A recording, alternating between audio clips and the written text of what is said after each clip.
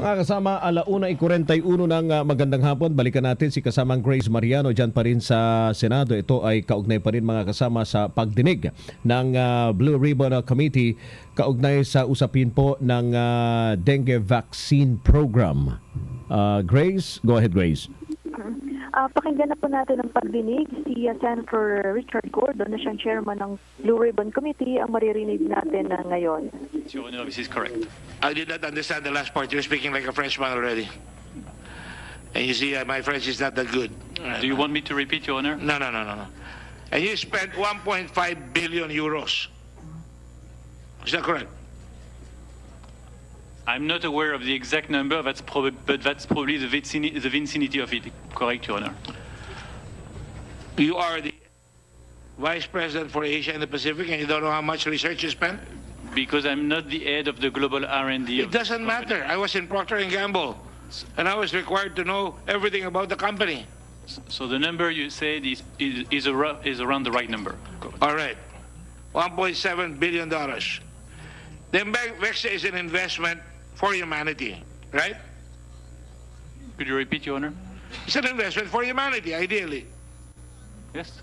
It will seek to recoup, but it's an investment that you will have to recoup, right? You have to get it back. If people do buy our products, yes. You had high hopes for its dengue vaccine, doubting it as a potential $1 billion per year business. But the initial sales for 2016 were only 55 million euros or 64.7 million US dollars. This is from Reuters.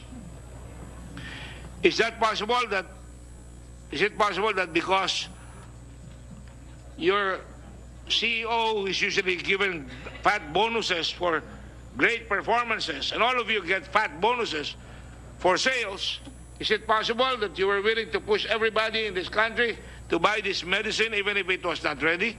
No, Your Honor. You don't have to answer the question. I just wanted to say that. Because I've seen it happen many times. I don't think you know that. I don't think we'll ever know. But the point is there is pressure every step of the way. Pressure in our government to buy it fast. I don't know from whom, and we'll find out. But certainly now pressure on the part of Mrs. Alday and many people who are worried that their children are in harm's way. So I suppose, Mr. Sanofi or Mr.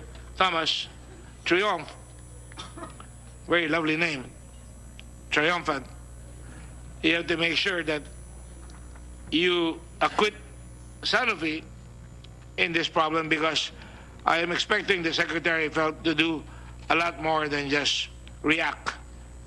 We have to go forward and talk to all the people who are going to be affected by this. So, yes. Thank you, Mr. Chair. I'd just like to speak out because my name has been mentioned by the Secretary Green and that of my former boss, Secretary Ona. Let me just state clearly for the record that the case of the PCV-13, wherein the Department of Health bought the cheaper medicines, and the complaint against the Secretary was why did they not buy PCV-13, which is more expensive, has been dismissed. It was investigated by the DOJ, and it has been dismissed. Second, she says that I am involved with a public-private partnership for a vaccine production. That's again another lie. That vaccine production facility was proposed to the President, and it was not approved by NEDA because the budget was so small. It needed only 600 million. So the 600 million was allocated by DBM so that the vaccine production could be manufactured, could be established, or I don't know what happened in the time of Secretary Garin. That vaccine facility was never established. Thirdly, I'd like to state that many lies have been said about this vaccine program. I'd like to speak as a former undersecretary of 4 years in implementing public health programs in the country and using public funds. Number one, if there is an earth-shaking vaccine that has been established by a company, it will still have to go through the right process. And the right process is, first, it needs to be after phase 3, the clinical trials were finished in 2015, we need to review, and the academia is here, Professor Dance and all the others, to analyze all the results. At that time, Professor Dance was already raising hell that there was apparent danger and more hospitalization of children below 6 years old. So there was a danger in this particular vaccine when it was already put out in the first study in the Philippines. So when Secretary Garin announced on January 2016 that she wanted to implement this on a school base, I fell off my chair. Because how can you do such a thing when the process is, we all know, Secretary Ona and I, who are clinicians, know that drugs will take time before it is given to the people. And it takes time before it becomes a program of the government. So the first step is register it, certificate of project registration. I'm fine with that, but that has to be done as physician-supervised implementation. And why does it have to be physician-supervised implementation? Because you want to catch side effects or future problems, which Sanofi has now stated in their November 29. Because if we did that properly, this could easily be pulled out, because that's the safety of your people. But because Secretary Garin implemented school-based, she put at risk the children of our people here. Second,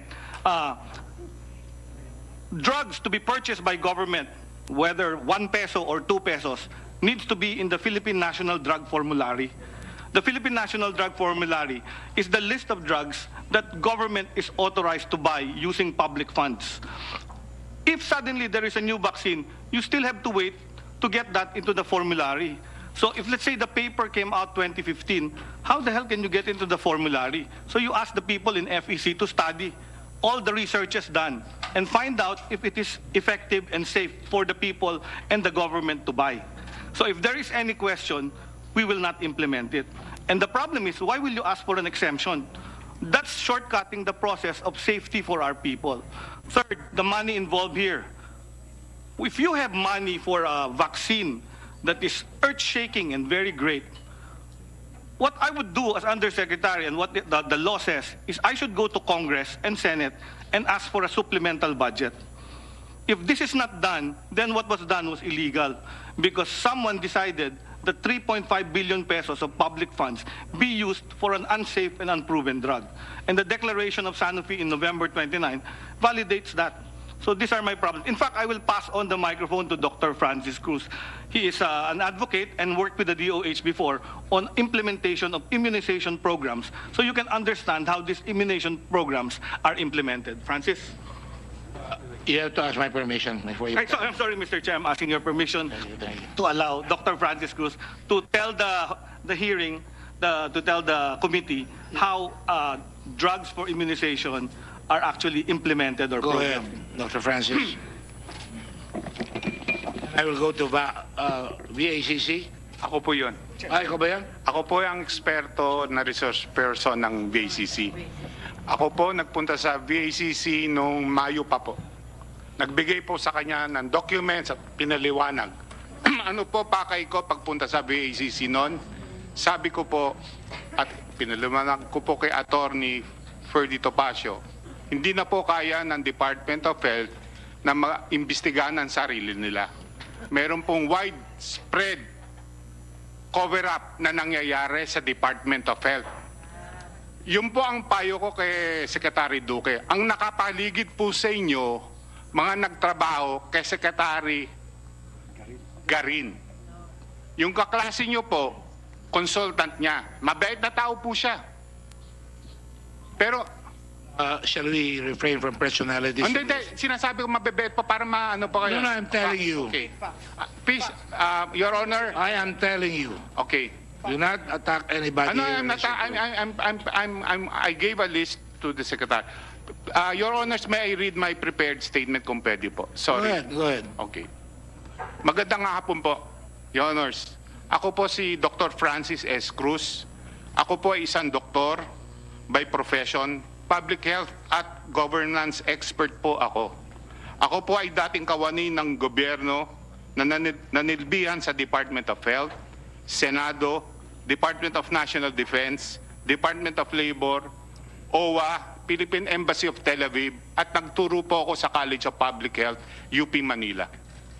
Dahil po sa aking edukasyon, training at experience, ako po ay eksperto sa larangan ng public health, lalong-lalo na po sa vaccine, preventable disease, at expanded program on immunization. Ako po ay na-train ng WHO at ng JICA, at ang kahuli-huling training ko po